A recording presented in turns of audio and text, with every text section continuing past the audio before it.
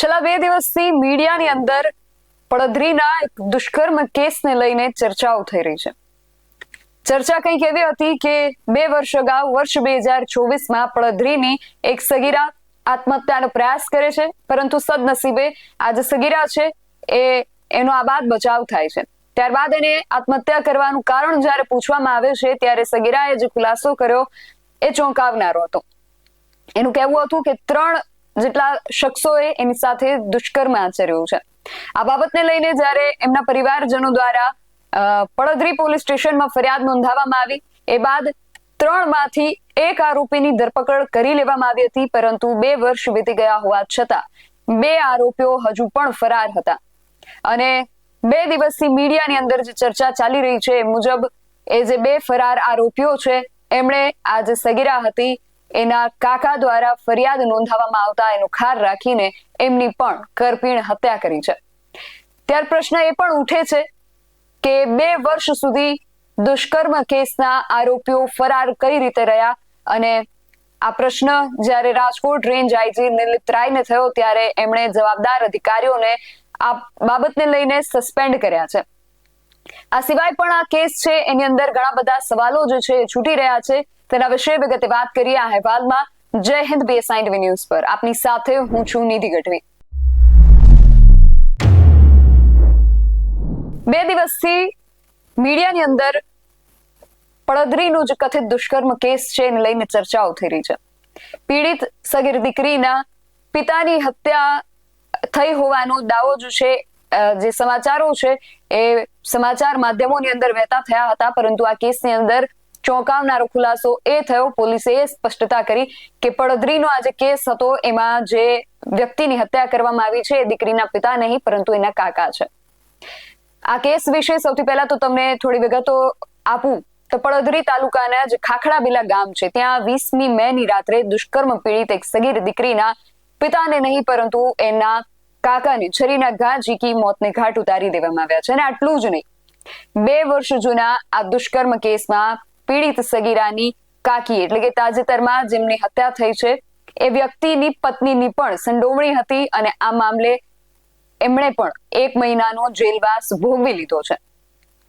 2 વર્ષ પહેલાનો આ જે કેસ હતો એના વિશે તમને પહેલા વિગતે વાત કરું તો પોલીસની પ્રાથમિક તપાસમાં એ સામે આવ્યું છે કે વર્ષ 2024માં પોક્સો અને દુષ્કર્મ કેસ ની અદાવત રાખીને ફરાર જે આરોપીઓ હતા એમણે પૂર્વ આયોજન કર્યું અને આયોજન સાથે આ આખી હત્યાની જે ઘટના હતી એને અંજામ આપ્યો છે. આ સમગ્ર ઘટનાને લઈને રાજકોટની જે ગ્રામ્ય પોલીસ છે એની કામગીરી સામે હવે ગંભીર પ્રશ્નો ઉભા થવા સ્વાભાવિક છે. જે મામલે હાલ મૃતકના જે 41 વર્ષીય કૌટુંબિક ભાઈ છે એમણે પડધરી પોલીસ સ્ટેશનમાં ફરિયાદ નોંધાવી છે અને હવે આ કિસ્સો જે છે એ બહાર આવ્યો છે. પોલીસમાં જે ફરિયાદ નોંધવામાં આવી હતી એ ફરિયાદ મુજબ હત્યામાં જે આરોપીઓ સંડોવાયેલા હતા મહેન્દ્રસિંહ અને યશપાલસિંહ એમના વિરુદ્ધ પોક્સો અને દુષ્કર્મની ફરિયાદ વર્ષ 2024માં જ નોંધાઈ ચૂકી હતી. જે ભોગ બનનાર પીડિતના પિતા છે એમના દ્વારા ફરિયાદ નોંધાવવામાં આવી હતી, ને ત્યાર પછી આ જે આરોપીઓ ફરાર હતા જેમાં મહેન્દ્રસિંહ અને યશપાલસિંહ આ બંને જે આરોપીઓ ફરાર હતા એ લોકો સતત સમાધાન કરવા માટે પીડિતાના જે પિતા છે અને એના જે મૃતક કાકા છે એમની ઉપર દબાણ કરતા હતા, એમને ધાક ધમકીઓ આપતા હતા. અને ફરિયાદીના પરિવાર દ્વારા સમાધાન કરવાની ના પાડતા દુષ્કર્મ અને પોક્સો કેસના આ જે ફરાર આરોપીઓ છે એમણે આ બાબતનો ખાર રાખીને હવે 2 વર્ષ બાદ આ હત્યાને અંજામ આપ્યો છે. વિગતો એવી મળી રહી છે કે હત્યાના દિવસે જે મૃતક છે, જે પીડિતાના કાકા છે, પોતાની કારમાં બેઠા હતા અને આરોપીઓ મહેન્દ્રસિંહ અને યશપાલસિંહ એમની કાર સામે પોતાની કારને ભટકાડે છે અને ત્યાર પછી છાતી અને ગળાના ભાગે એમને છરીના ગંભીર 9 જેટલા ઘા ઝીકીને એમની હત્યા કરે છે અને ત્યાર પછી ત્યાંથી ફરાર થઈ જાય છે. એ જ આરોપીઓ છે જે 2 વર્ષ પહેલા સગીરા ઉપર દુષ્કર્મ કરીને 2 વર્ષથી ફરાર હતા અને હવે એ ફરી એકવાર હત્યા કરીને ત્યાંથી ફરાર થઈ જાય છે. આ પછી આખો મામલાની જાણ પોલીસને થાય છે. પોલીસ તાત્કાલિક ઘટના સ્થળે દોડે છે, તપાસનો ધમધમાટ શરૂ કરે છે. મહેન્દ્રસિંહ અને યશપાલસિંહ અને અજાણ્યા શખ્સો વિરુદ્ધ ગુનો નોંધીને તપાસ જે છે એ શરૂ કરે છે. પરંતુ પોલીસના સૂત્રો પાસેથી એ માહિતી મળી રહી છે કે પડધરી પોલીસ સ્ટેશન ખાતે અગાઉ નોંધાયેલા પોક્સો અને દુષ્કર્મ કેસમાં હાલ આ જે મૃતક છે, જે દુષ્કર્મ પીડિતાના કાકા છે, એમની પત્નીની પણ મદદગારી આમાં હોવાનો આક્ષેપ ઉઠ્યો છે. જે તે સમયે ભોગ બનનાર બાળકી જે છે, જે સગીરા છે, એના પિતા દ્વારા એમના ભાઈના પત્ની વિરુદ્ધ આ ફરિયાદમાં એવું જણાવવામાં આવ્યું હતું કે એ દુષ્કર્મના આરોપીઓ એમાં જે મહેન્દ્રસિંહ છે એની સાથે આ જે એના કાકી છે એમને અનૈતિક સંબંધ હતા એવો આક્ષેપ જે છે એ સગીરા દ્વારા કરવામાં આવ્યો હતો. અને આ મામલાને લઈને એમની પણ ધરપકડ કરવામાં આવી હતી અને એમણે લગભગ 1 મહિના સુધી જેલવાસ પણ ભોગવ્યો હતો. અને પોલીસ તપાસ મુજબ એ પણ સામે આવ્યું છે કે 2 વર્ષ જૂના 2024ના આ સગીરા ઉપર જે દુષ્કર્મ કેસ હતો એમાં એ પીડિતાની કાકી અજયસિંહ, મહેન્દ્રસિંહ અને યશપાલસિંહ આ 4 આરોપીઓ સંડોવાયેલા હતા. અને એમાંથી એક આરોપી અજયસિંહ હજુ પણ જ્યુડિશિયલ કસ્ટડીમાં છે, પરંતુ આ જે 2 આરોપીઓ છે જેમણે 2 વર્ષ પહેલા દુષ્કર્મ તો ગુજાર્યું જ પણ સાથે હવે હત્યા પણ નિપજાવી છે, એ મહેન્દ્રસિંહ અને યશપાલસિંહ અત્યાર સુધી ફરાર હતા. પોલીસની કામગીરી ઉપર અહીંયા ઘણા બધા પ્રશ્નો ઉભા થાય છે. હવે તો જો કે પોલીસની કામગીરી ઉપર જે પ્રશ્નો ઉભા થયા એ બાદ રાજકોટના રેન્જ આઈજી નિર્લિપ્ત રાય જે છે એમણે 4 જેટલા જવાબદાર અધિકારીઓને સસ્પેન્ડ કર્યા છે, પરંતુ અમુક સવાલો હજુ પણ છે જે છૂટી રહ્યા છે. અને આ સવાલોના જવાબ મેળવવા માટે અમે જ્યારે વરિષ્ઠ પત્રકાર પ્રશાંત દયાળ સાથે વાત કરી ત્યારે એમણે શું કહ્યું એ સાંભળીએ. પ્રશાંતભાઈ, પડદરીમાંથી આ જે કિસ્સો સામે આવ્યો છે કે જે રીતે એક દુષ્કર્મ પીડિતા એને 2 વર્ષ અગાઉ ફરિયાદ નોંધાવેલી હોવા છતાં 2 વર્ષ સુધી પોલીસે આ બાબતને લઈને જે રીતે કામગીરી કરવી જોઈએ એ રીતે ન કરી અને દુષ્કર્મનો કેસ હવે હત્યા સુધી પહોંચ્યો છે. અહીંયા પોલીસની ભૂમિકાને લઈને તમારું શું માનવું છે? નહીં, પહેલી વાત તો સાચી છે કે 2 વર્ષ સુધી આરોપી ફરાર રહ્યા અને આરોપી દબાણ કરી રહ્યા હતા મૃતકના પરિવાર, દુષ્કર્મ થયું હતું એના પરિવારને કે તમે સમાધાન કરી લો. અને પોલીસે 2 વર્ષ સુધી, એટલે બહુ લાંબો ગાળો છે, 2-3 મહિનાનો ગાળો હોય તો શક્ય હોય કે આરોપીને ભાગવા માટે સમય મળી રહે, પરંતુ 2 વર્ષ સુધી જો પોલીસે આ પ્રકારે આરોપી ન પકડાય જેના કારણે એક વ્યક્તિનો જીવ ગુમાવવો પડ્યો એના પરિવારમાંથી, એ બહુ જ ગંભીર ઘટના તો છે જ અને પોલીસની ચોક્કસ આમાં જવાબદારી ઠરે છે. અને બીજો પ્રશ્ન એ ઉઠે છે કે પીઆઈ, પીએસઆઈ અને એએસઆઈ ને આ કિસ્સામાં સસ્પેન્ડ કરવામાં આવ્યા છે, પણ શું પીઆઈ જે છે અધિકારી, એમની એટલી હિંમત હોઈ શકે કે આટલો ગંભીર કેસ છે એ છતાં પણ એ ફરિયાદીને શોધવા માટે પ્રયાસો ન કરે? શું કોઈના ઉપરથી આદેશ હતા એમને કે આ મામલે કંઈ આગળ કાર્યવાહી ન થવી જોઈએ? અને જો એવા આદેશ હતા તો માત્ર પીઆઈ સુધી સસ્પેન્શન શા માટે? ઉપરી અધિકારીઓ જે રીતે કહેવાતું હોય છે કે નાના માછલાઓ આવી જતા હોય છે, પણ મોટા મગરમચ્છો શું અહીંયા બાકી રહી જશે?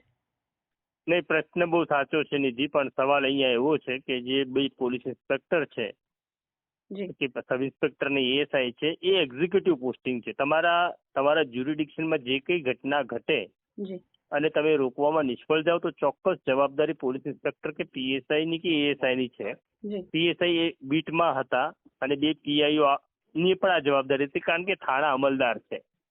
હવે આ સ્થિતિની અંદર માની લો કે આપણને ખબર નથી પણ કોઈ ઉપરી અધિકારીનો આદેશ છે કે તમે આમાં ઢીલું છોડો અથવા અત્યારે ન પકડતા આરોપીને આગોતરા મળવા દો, તો પછી જે તે પોલીસ ઇન્સ્પેક્ટરે કે પીએસઆઈ નક્કી કરવાનું છે કે મારો અધિકારી મને ખોટું કરવાનો આદેશ આપે છે તો મારે કેટલું કરવું છે ને કેટલું નથી કરવું. તો આ પોલીસ ઓફિસરોએ પોતાના સિનિયરને કહેવાનું હતું કે કાયદાની બહાર તમારી જે સૂચના છે જેનો અમે અમલ નહીં કરીએ. હવે અત્યારે સ્થિતિ એવી છે કે બાકીના જે ઉપરી અધિકારી છે તો સુપરવાઇઝરી ઓફિસર છે, ડીવાયએસપી છે કે એસપી છે, એમને જેનું પણ રાજકીય દબાણ કે રાજકીય સૂચના હશે અને એમણે કહ્યું હશે, આપણને ખબર નથી કે આવું રાજકીય દબાણ હતું કે નહીં, પણ જો તમે ખોટો તમારા અધિકારીનો આદેશ માનો તો જવાબદારી ચોક્કસ તમારી ઠરે છે.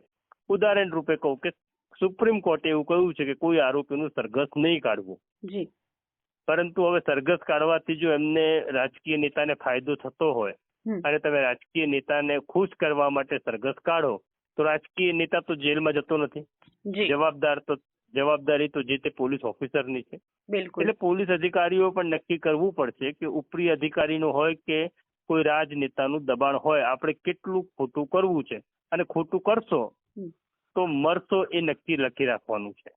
જી બિલકુલ.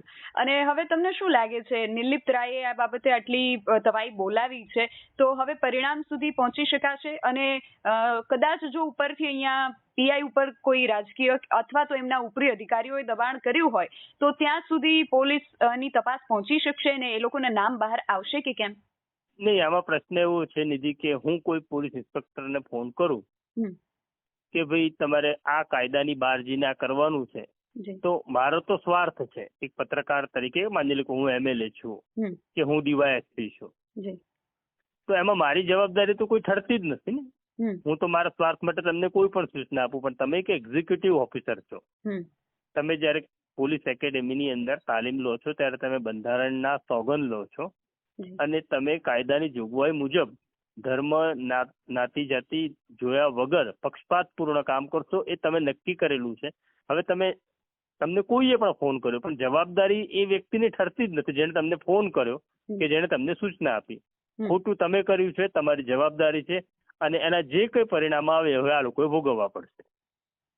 જી, એટલે કદાચ જો ઉપરથી કોઈનો આદેશ આ પ્રકારે હોય કે કોઈએ ઢીલું છોડવાનું કહ્યું હોય તો એમની ઉપર કોઈ કાર્યવાહી થઈ શકે નહીં. કાયદામાં એવી જોગવાઈ નથી. આપણે જે કઈ કોઈની સામે પગલા લઈએ છે એ તો કાયદાની જોગવાઈ પ્રમાણે લઈએ છે. માની લો કે આ આરોપી માટે કોઈ ધારાસભ્ય કે જિલ્લા પંચાયતના સભ્ય કે એસપી કરી હશે. બીજું કે એ કાગળ ઉપર તો છે નહીં, આ લેખિત તો ઓર્ડર કર્યો નહીં ખોટું કરવાનો, મૌખિક આદેશ હશે. માની લો કે કોઈ અધિકારીને કોઈ એસપી ફોન કરે છે કે એમએલએ ફોન કરે છે ખોટું કરવાનું, તો એક કાયદામાં જોગવાઈ છે, બહુ સરસ જોગવાઈ છે પોલીસ સ્ટેશનની અંદર. પોલીસ સ્ટેશનની અંદર સ્ટેશન ડાયરી હોય છે, જેમાં પોલીસ થાણામાં જે કઈ ઘટનાઓ ઘટે છે એની એ નોંધ કરવાની હોય છે. તો આ બંને પોલીસ ઇન્સ્પેક્ટરે કે પીએસઆઈ એ સ્ટેશન ડાયરીમાં નોંધ કરી છે આવી કે ભાઈ અમને આનો ફોન હતો માટે અમે આરોપી નથી પકડતા. હવે તો આ માની લો કે આ બંને જણ એવું કહે કે અમને નરેન્દ્ર મોદીએ કહ્યું હતું, પીઆઈ એવું કહી દે, તો એનાથી થોડા કોઈ આરોપી ઠરી જાય. તમે કોઈ એવિડન્સ તો ઉભો કર્યું નથી ને. અને બીજું કે કોઈની પણ સૂચના હોય, ઘટના ઘટે એટલે તમારે આરોપી પકડવાનો. પછી એ પ્રશાંત દયાળ હોય, અમિત શાહ હોય, નરેન્દ્ર મોદી હોય, હર્ષ સંઘવી હોય કે ભૂપેન્દ્ર પટેલ હોય, એક વખત એફઆઈઆર થઈ ગઈ, તમારે આરોપી પકડવાનો છે. જ્યાં સુધી મને કોઈ ભારતની અદાલત રક્ષણ પૂરું પાડતી નથી મારી ધરપકડ સામે, ત્યાં સુધી તમારે એને પકડવાનો જ હોય છે. એટલે તો ટૂંકમાં એટલું કહી શકાય કે અહીંયા પોલીસ કર્મચારીઓ અને અધિકારીઓ માટે એક આ લાલબત્તી સમાન કિસ્સો છે કે તમને કદાચ કોઈ રાજકીય દબાણ કે તમારા ઉપરી અધિકારીઓનું દબાણ પણ આવે છે, છતાં તમારી જે જવાબદારી છે તમારે નિષ્ઠા સાથે પૂર્ણ કરવાની છે. નકર જો પરિણામ જે છે એ અહીંયા સુધી સસ્પેન્શન સુધી અને તમારી ઉપર કાર્યવાહી પણ થઈ શકે ત્યાં સુધીનું આવી શકે છે. ચોક્કસ નિધિ, આ ગુજરાત પોલીસ માટે કે રાજકોટ પોલીસ માટે બહુ શરમજનક ઘટના છે. હવે તમે આ અધિકારીઓ સામે જે કોઈ પગલા લો, ખાતાકીય પગલા જ લેવાશે, આમાં કોઈ ક્રિમિનલ પ્રોસિજર થશે નહીં.